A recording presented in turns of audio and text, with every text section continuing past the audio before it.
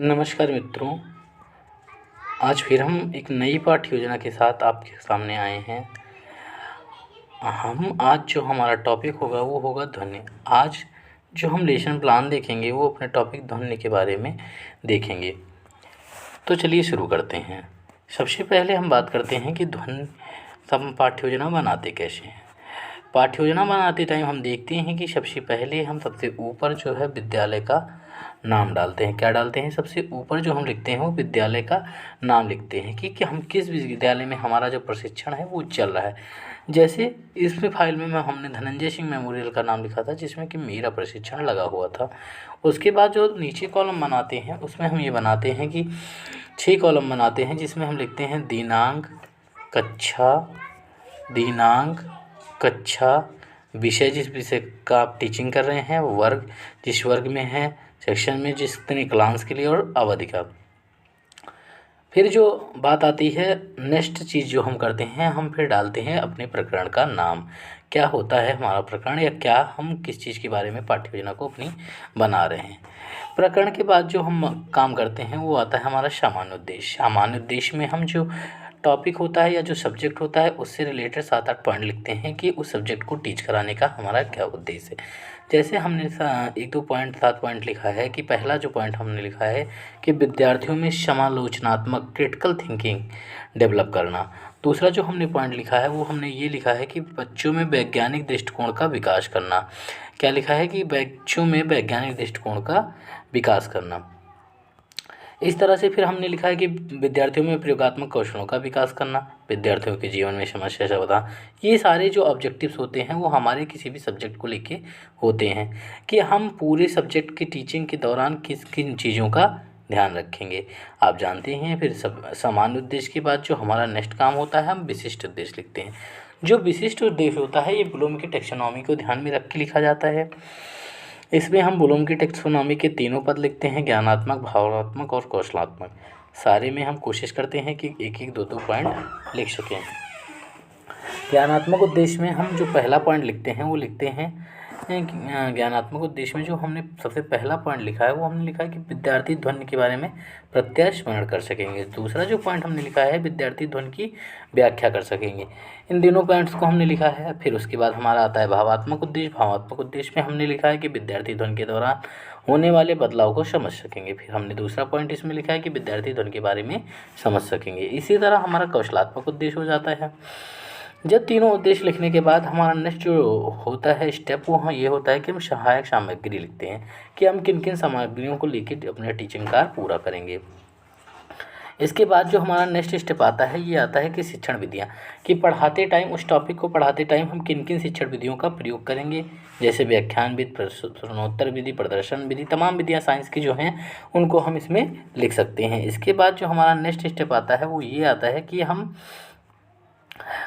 लिखते हैं पूर्व ज्ञान, जिसमें हम ये कहते हैं कि बच्चे जो हैं ध्वनि के बारे में, जैसे जो भी हमारा प्रकरण होगा, जो भी प्रकरण हम पढ़ाना चाह रहे होंगे उसके बारे में लिखते हैं कि बच्चे ध्वनि के बारे में, जैसे हमारा प्रकरण ध्वनि है तो हम लिखेंगे कि बच्चे जो ध्वनि है उसके बारे में सामान्य जानकारी रखते हैं।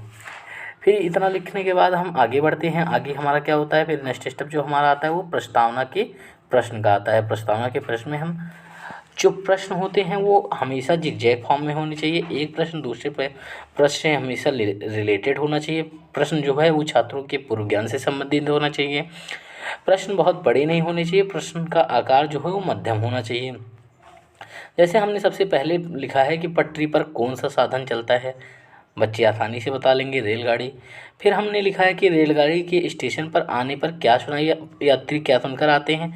सब बहुत सारे बच्चे बताएंगे कि रेलगाड़ी का हॉर्न सुन के आते हैं। फिर हमने तीसरा जो प्रश्न लिखा है कि हॉर्न से क्या निकलती है, फिर बच्चे अब बता लेंगे कि ध्वनि निकलती है, आवाज़ निकलती है, ये सारी चीज़ें। फिर हम बच्चों से जब पूछेंगे कि ध्वनि के बारे में आपका क्या आशय है, तब बच्चों के लिए लिस्ट प्रश्न हो जाएगा और बच्चे शायद इस बात को ना बता पाएँ। वहीं से हम शुरू कर देंगे और यही हमारा समस्यात्मक प्रश्न हो जाएगा। फिर इसके वहीं से हम अपने प्रकरण के बारे में बता देंगे। और हम साथ उद्देश्य कथन में कहते हैं कि बच्चों आज हम ध्वनि के पाठ के बारे में सविस्तार अध्ययन करेंगे। उद्देश्य कथन एकदम स्पष्ट होना चाहिए और इसको कक्षा में बोलकर बताया भी जाता है कि बच्चे आज हम किस टॉपिक के बारे में या क्या पढ़ने जा रहे हैं, इसे बताना बहुत ही महत्वपूर्ण होता है। इसके बाद हम आगे बढ़ते हैं। आगे हमारा जो आता है वो प्रस्तुतिकरण आता है, जो हम वृत्तांत बताते हैं या जो भी हम एक्सप्लेन करने वाले होते हैं, जो हमारा कंटेंट होता है। इसमें हम 5 कॉलम बनाते हैं, एक क्रम संख्या का, दूसरा शिक्षण बिंदु का, तीसरा छात्र अध्यापक कथन का और चौथा छात्र कथन का और पाँचवां श्यामपट्ट कार्य का। इस तरह से हम इसमें 6 कॉलम बनाते हैं, लगभग 3 शिक्षण बिंदु रखते हैं। सबसे पहला शिक्षण बिंदु पूरा शुरू करते हैं, जैसे ध्वनि।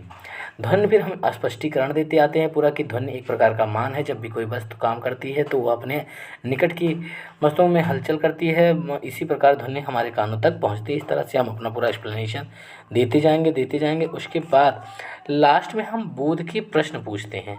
बोध के प्रश्न पूछना बहुत ही ज़रूरी होता है, जिससे कि जो प्रकरण है ये जाना जा सके कि बच्चे उसे ठीक से समझ रहे हैं कि नहीं। जब दोनों प्रश्नों को एक प्रश्न तो हम पूछते हैं जो हम पढ़ाए हैं, और एक प्रश्न ऐसा होना चाहिए जो कि हम आगे पढ़ाने वाले हों।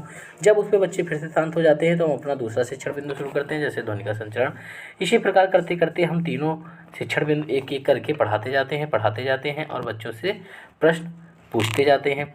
जब तीनों प्रश्न पूरा हो जाता है तब हम आते हैं नेक्स्ट पॉइंट जो हमारा होता है वो श्यामपट्ट सारांश पे, कि हमने जो भी पढ़ाया उस दौरान हमने बोर्ड पे क्या क्या लिखा या क्या क्या बोर्ड की सहायता से क्या क्या चीज़ें की, उन्हीं सारी चीज़ों को हम इस श्यामपट्ट सारांश में लिखते हैं। बहुत लोग इस पर ब्लैक चार्ट लगा लेते हैं, उसके बाद वाइट मार्कर से लिख लेते हैं तो वो और अट्रैक्टिव दिखने लगता है।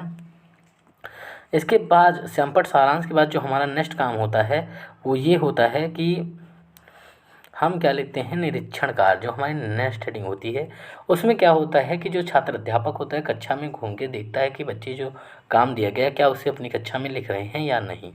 इसके बाद हम पुनरावृत्त के प्रश्न पूछते हैं, मतलब जो हमने पढ़ाया होता है हम ये पूछते हैं बच्चों से कि क्या बच्चे उस बात को समझ पाए या नहीं समझ पाए। इसमें 3 से 4 प्रश्नों को रखा जाता है।